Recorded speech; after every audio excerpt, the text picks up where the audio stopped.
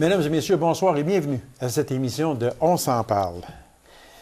Même après 42 ans de règne dans le comté d'Abitibi-Ouest, la vague caquiste aura eu raison de ce château fort péquiste le 1er octobre dernier.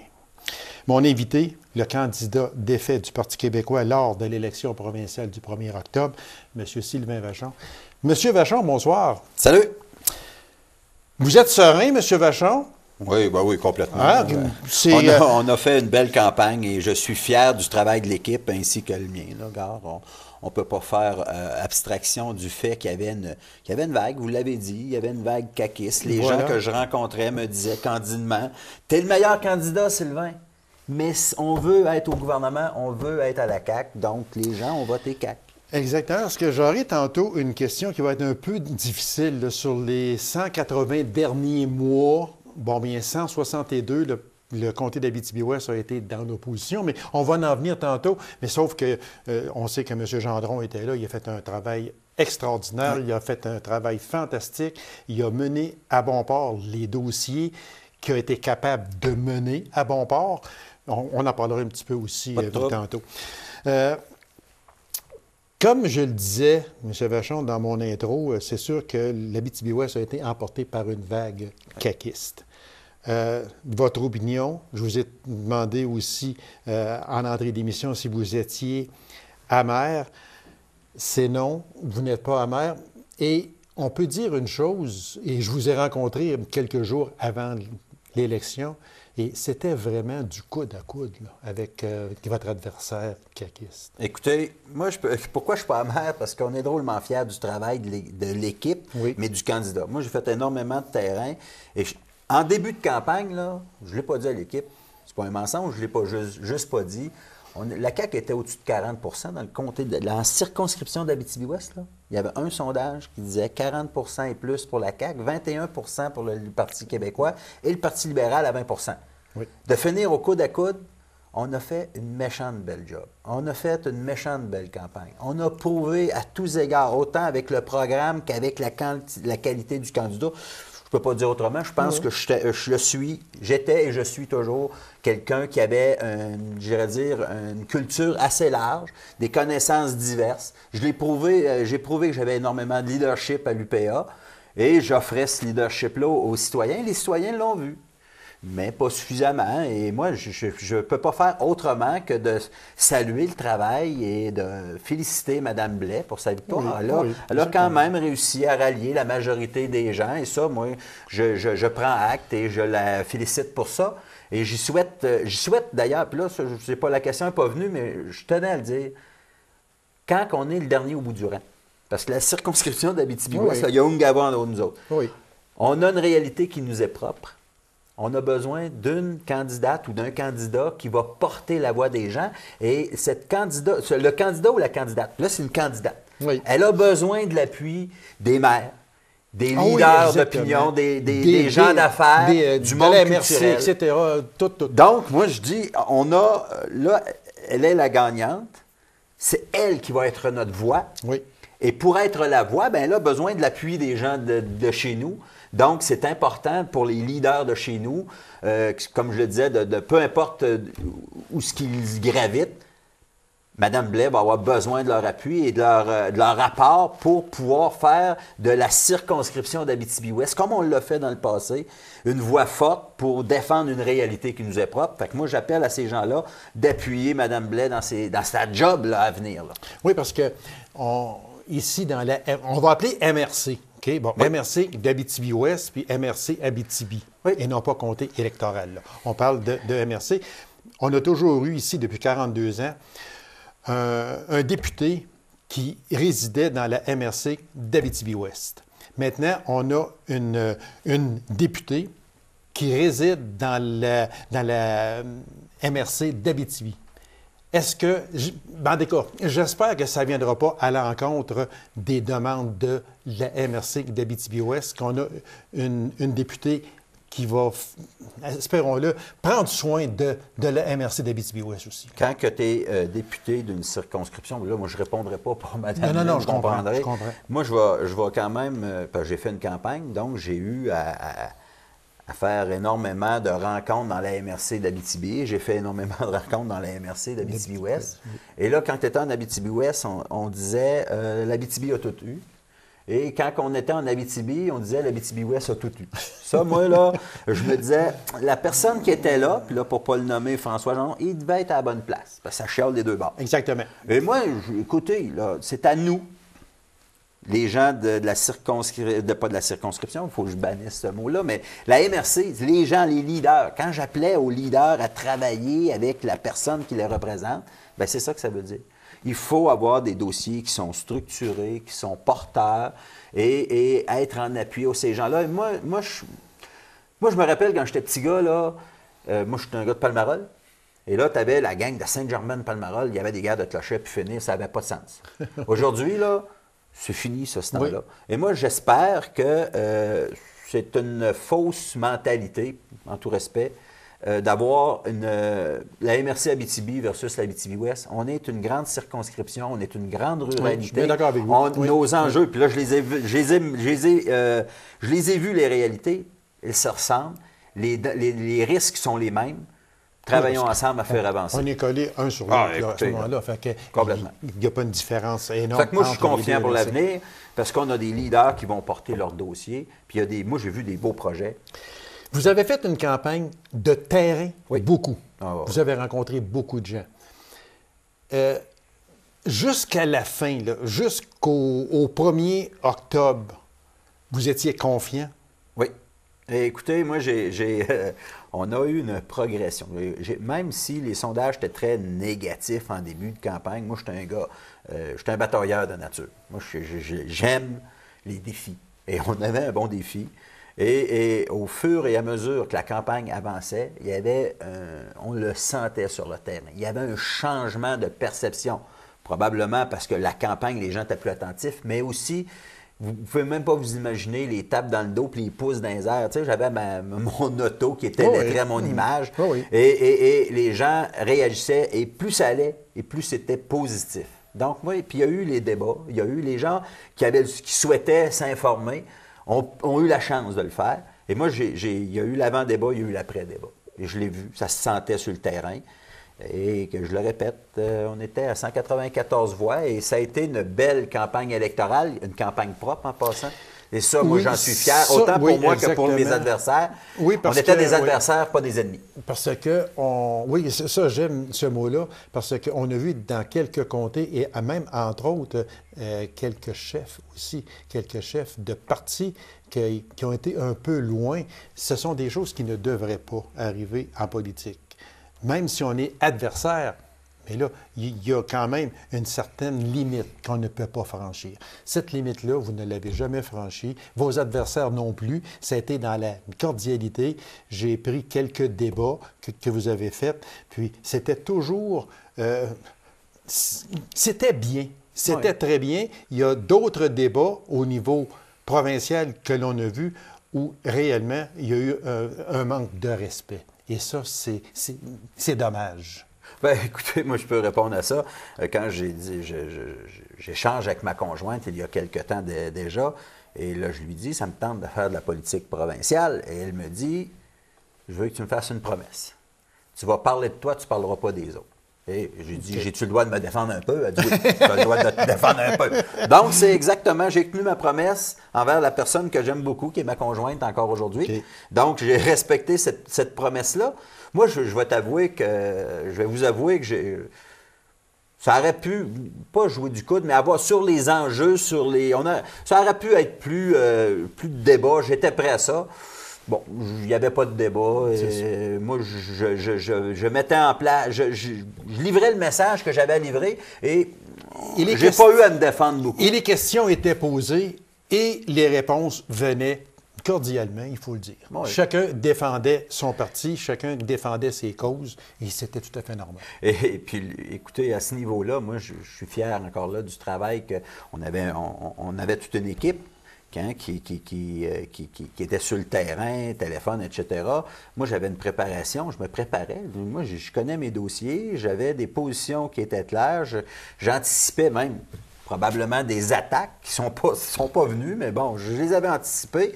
Et les débats, Il y en a eu plusieurs. Et je suis très fier. Et moi, je peux vous dire, c'est public. Là, sur Facebook, là, la commission scolaire, la Cité étudiante Paulino, on fait là, un bel exercice que je salue d'ailleurs. Oui, exactement. Je salue cet exercice. Oui. Les jeunes de secondaire 5 ont étudié tous les programmes des 4 principaux partis, ont posé des questions aux candidats. Il y a eu un débat d'une avant-midi, puis on fait un vote secret. Là, je vous laisse le loisir d'aller voir le résultat. Moi, j'en suis drôlement fier. Mais ça, là, je parle de ça surtout pour dire, c'est tellement une belle initiative d'éduquer les enfants. Parce que c'était selon le programme. Le programme de la qualité des candidats. C'est ça. Donc, c'est un bel exercice d'apprentissage de la démocratie. On n'y va pas avec l'air du temps, on y va avec du concret. Des propositions, la qualité des candidats. Bravo au professeur Michael Plamondon qui a initié cet exercice-là. C'est de toute beauté à voir et je le félicite et j'encourage à le faire à chaque année. C'était, pour moi, en tout cas, un exercice inspirant parce que tu vois une gang de jeunes, des futurs électeurs qui vont être mieux informés, qui vont avoir appris à se poser les vraies questions. Pourquoi? Pour leur avenir à eux autres. Voilà. C'est important. Qu'est-ce qui a fait que au niveau régional, parce qu'on a quand même aussi 2 comtés sur 3 à la CAQ. Donc, moi, ce que j'appelle les 2 vieux partis, Parti québécois et Parti libéral. Ben moi, 50 ans, je trouve ça jeune encore. J'ai 50 ans, je trouve ça jeune. OK. Mais c'est vrai que les 2 vieux partis, en parenthèse, sont rayés de la map. Ici, en Abitibi-Témiscamingue, parce qu'ils sont 3e et 4e, et même... et sur l'autre comté, c'est Québec solidaire, dans Rouyn-Noranda-Témiscamingue, qui a remporté. Qu'est-ce qui a fait que, du jour au lendemain, on a glissé, on a demandé aux 2, en parenthèse, vieux partis, bon, c'est assez, vous autres, là, vous êtes 3e et 4e, on va essayer des nouveaux partis. On va essayer la CAQ et Québec solidaire. Qu'est-ce qui a fait ça?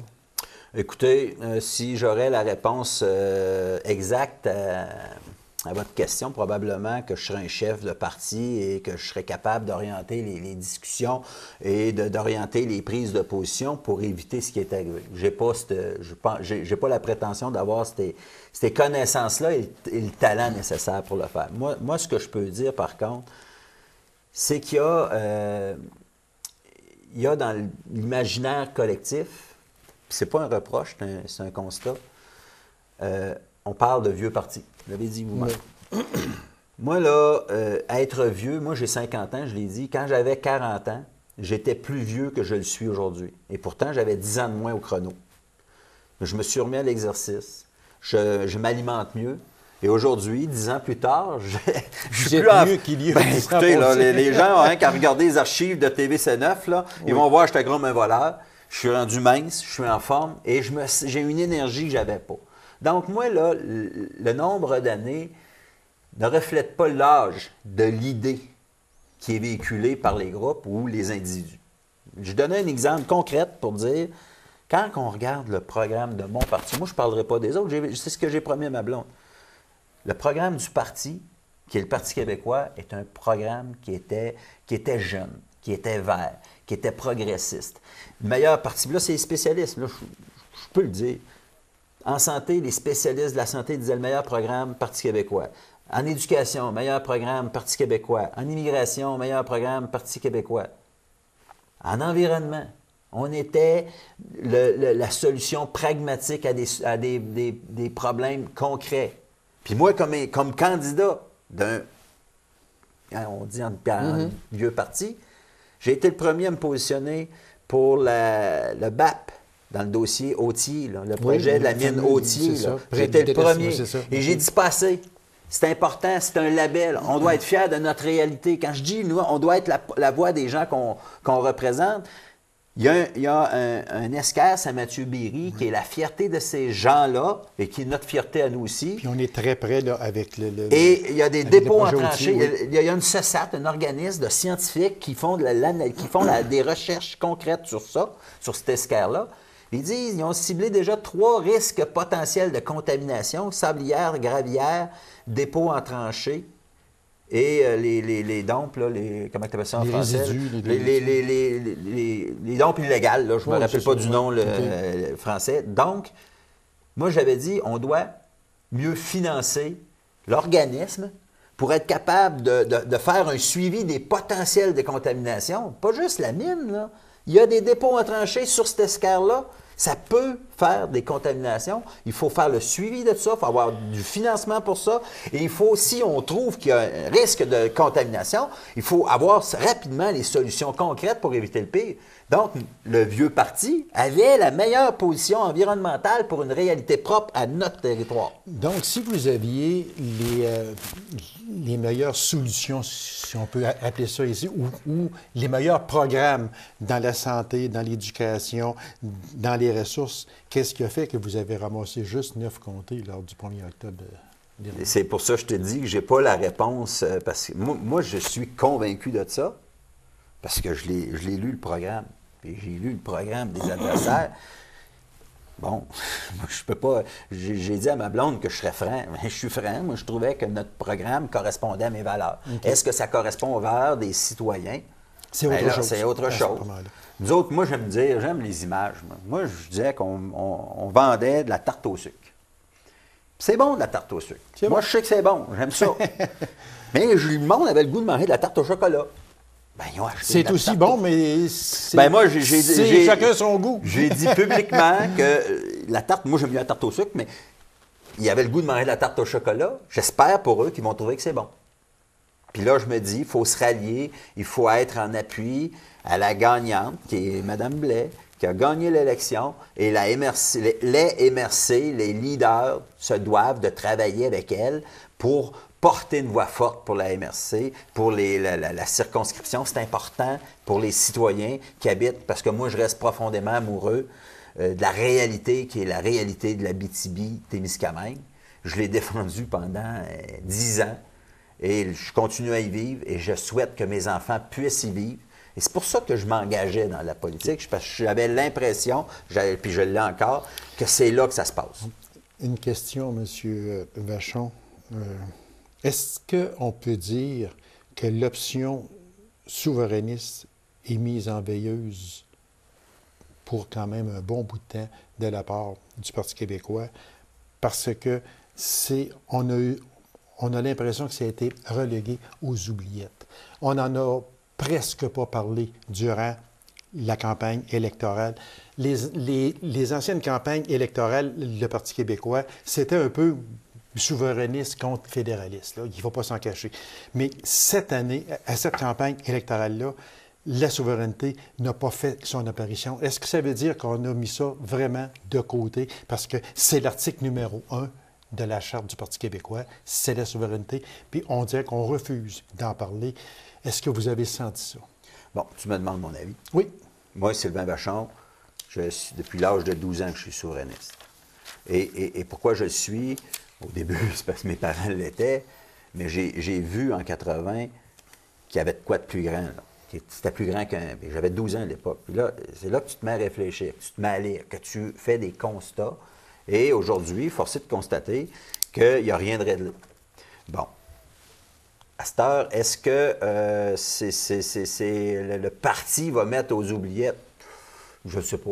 Non, je ne ferai pas partie de cette discussion-là, ça c'est clair. Moi, Sylvain Vachon, je demeure souverainiste, je crois toujours que c'est pertinent. C'est d'autant plus pertinent aujourd'hui que d'être un peuple souverain avec tous les leviers à sa disposition dans le concert des nations. On n'a jamais été aussi libéral sur la planète au niveau des échanges. Donc, de penser qu'on se donne les moyens politiques de prendre nos propres décisions et de garder des ententes de libre-échange avec nos voisins. C'est d'actualité. Ça peut l'être pareil, même si on est souverain. Mais ça, je ne réponds pas à votre question, je le sais, parce que je n'ai pas à répondre à cette question-là. Ça sera les gens qui sont au parti à décider ce qu'ils en font. Mais écoutez, là, quand on a des valeurs, pas une valeur, mais quand on a des convictions aussi, j'irais dire profondes, et qu'on est fidèle à ce qu'on est comme individu, on ne peut pas changer du jour au lendemain. Fait que moi, je ne changerai pas. Moi, je crois que c'est bon. Je vais continuer à le croire. Puis ça, c'est pas être souverainiste, c'est pas contre les gens d'Ottawa puis de Toronto. C'est pour les gens du Québec, comme je suis régionaliste. Moi, vous le savez, je l'ai dit, et je le suis tellement que je considère que ça devient une valeur. Ça devient une valeur pour moi d'être un régionaliste. Et moi, je ne suis pas régionaliste contre les gens de Montréal. Je les aime, ce monde-là. Mais moi, j'ai-tu le droit d'avoir des lois, des législations, des propositions qui correspondent à notre réalité et que notre réalité est tenue en compte dans le concert national qui est celui du Québec. Bien, être régionaliste et être souverainiste, pour moi, c'est la même chose. C'est d'être pour nous, c'est pas être contre les autres. Donc, moi, je suis en concordance et en paix avec moi-même. Le soir du 1er octobre, une réflexion que je me suis faite, et je pense que je ne suis pas la seule à l'avoir faite, c'est que lorsque les résultats ont été connus, dans la rue, on voyait beaucoup de jeunes manifester, tant mieux et bravo, pacifiquement, bravo, parce que habituellement, c'est pas ça, mais là, c'était pacifiquement la victoire, entre parenthèses, de Québec solidaire. OK? Alors, à ce moment-là, moi, j'ai revu les bonnes années du Parti québécois où les jeunes étaient dans la rue à acclamer le Parti québécois. Je me suis dit, est-ce que les jeunes aujourd'hui, on va mettre 18-35 ans, est-ce que les jeunes aujourd'hui se sont tournés vers Québec solidaire? Ils ont fui le Parti québécois? On pourrait le penser. Bof. Moi, d'un, je n'ai pas vu les images que vous me parlez, donc c'est difficile pour moi de commenter. Est-ce que les jeunes ont... Ben, écoutez, moi, j'ai passé l'été avec des jeunes dans ma campagne avec un programme très jeune axé sur l'environnement, sur l'équité intergénérationnelle. Donc, de comparer un grand parti, qui est le Parti québécois, malgré le résultat décevant, j'en conviens, une coalition de gens, et puis là, écoutez, il faut se souvenir, en 1976, j'étais petit gars, mais je m'en souviens, là, c'était pas la victoire de jeunes, c'était la victoire d'un peuple. Oui, et c'est pas la même chose. Moi de faire un lien entre les deux, non, mais moi, là, c'est d'étirer l'élastique à un point tel qu'il va nous péter moi, je parle d'en surtout face. des années 80, là, environ. OK. Mais moi, 80, 85, 90. L'opinion que je viens de vous émettre est pas mal l'opinion que j'ai sur l'ensemble de l'œuvre. Moi, je pense vraiment que de comparer deux choses qui sont... C'est de comparer des pommes avec des oranges. Le Parti québécois est une grande coalition d'hommes de gauche et de droite, avec, on le sait, puis ça, François serait meilleur que moi pour en parler, avec le Conseil des ministres le plus compétent jamais élu au Québec dans toute son histoire en 1976. Des gens qui ont révolutionné le vivre ensemble au Québec. Encore aujourd'hui, on bénéficie de ces grandes avancées-là. Fait qu'on va prendre une grande respiration avant de dire qu'il y a un comparable possible. Est-ce que la défaite de Jean-François Lisée dans Rosemont a été vraiment une des plus grosses claques sur la gueule, excusez l'expression, que le Parti québécois a reçu? C'est sûr qu'avec 10 comtés, parce qu'il faut dire que le Parti québécois a amassé 10 comtés, mais c'était 9 comtés. C'est rendu 10 ce matin, le 11 octobre, avec le recomptage dans le comté de Gaspé. Madame Mélenchon qui a remporté. Est-ce que vraiment, là, on a vu cette défaite-là, et ce qui a chicoté un peu, c'est que Québec solidaire a présenté Vincent Marissal contre le chef du Parti québécois. Une chose que, habituellement, c'est une loi non écrite, mais on ne met pas un gros nom face à un chef de parti parce que, lui, il n'est pas souvent dans son comté. Il est à la grandeur de la province. Ça n'a pas bien été accepté, je crois. Êtes-vous d'accord avec ça? Moi, je ne commenterai pas l'élection d'un député de Montréal. Moi, j'ai le goût de dire, vous avez parlé de grandes défaites. Écoute, ça serait d'être irrespectueux envers les gens qui écoutent l'émission, de dire, ben non, hey, on n'a pas eu une grande... Ben oui, on a mangé une volée, là. On va se le dire. Oui, c'est on ça. A mangé une volée. On a 17 du vote. au global. On a 10 élus maintenant. Oui. Moi, je me classais 12e en passant. Là. C'est pour ça que je dis à la blague tantôt que j'aurais aimé au moins en avoir 12. Écoutez, moi, je pense qu'on n'avait plus d'appétit. Je mettais une image, parce que je veux mettre ça tellement simple. On offrait de quoi de bon, mais les gens n'avaient pas le goût d'en manger. On parlait et on n'avait pas d'écoute. Tu sais, on jase, mais tu peux avoir autre chose en tête pendant que je te parle et tu n'as pas entendu réellement ce que j'avais à dire. Et moi, je n'ai pas à juger les gens de ça. Ils avaient le goût d'autres choses. Ils étaient déçus, ils étaient amers des dernières années. Il y avait un vote. Et est-ce que c'était le vote? C'était peut-être plus un vote d'opposition. Hein, dire, puis combien de fois je l'ai entendu? Toi, tu fais-tu partie de la gang? Parce que là, quand tu te fais poser la question, es-tu le candidat du barbu blanc? Non, moi, je ne suis pas de la gang-là. OK, t'es un bon gars. Fait que là, tu vois que c'est bien au-delà des enjeux politiques, des lectures de programme. Oui. C'est clairement un vote de contestation des 15 dernières années libérales. C'est que les gens ont voté contre le Parti libéral. Ouais. C'est aussi simple que ça. Donc, puis il n'y avait pas d'option possible dans la tête des gens. Puis là, je dis ça sans avoir de données factuelles. La seule donnée qu'on a, c'est qu'il y a eu une vague caquiste. Les gens avaient le goût de manger. Puis là, je le résume à ça parce que c'est simple à comprendre. Il avait le goût de manger de la tarte au chocolat. Ouais, c'est ça. Puis on espère qu'elle va être bonne. Le taux de participation a déçu aussi énormément. Là, je m'excuse de te couper. Ça, c'est la vraie chose. Ben oui, parce que c'est la vraie enjeu. 66,7 de taux de participation en 2014, 71 puis 74 en 2012. 76,7 c'est vraiment le plus bas taux, je pense, depuis 50, 70 ans, je pense. Et ça, c'est la vraie enjeu, là. Peu importe les partis. C'est comment on peut, j'irais dire, réintéresser, je ne sais pas si c'est un bon mot, les gens à la politique. Oui. Et c'est pour ça que j'ai pris la peine de sortir là, d'un peu de la discussion pour féliciter le professeur Michael Plamondon, qui a fait un exercice exemplaire, puis c'est pas rien que lui, là. Je nomme lui parce que moi, j'ai pu participer à ça. Et ça va falloir clairement réhabiliter la politique, parce que même si, moi je dis souvent aux gens, si tu je m'occupe pas de ça la politique, moi c'est toute une gang de... Non, si tu t'occupes pas de la politique, dis-toi une chose, elle va s'occuper de toi, et tu vas peut-être trouver ça moins le fun dans 4 ans, dans 8 ans. Monsieur Vachon, dans 15 secondes, votre futur, c'est quoi? Mon futur, présentement, moi j'ai 50 ans, j'ai à me garantir une retraite. On était à droite toutes, là.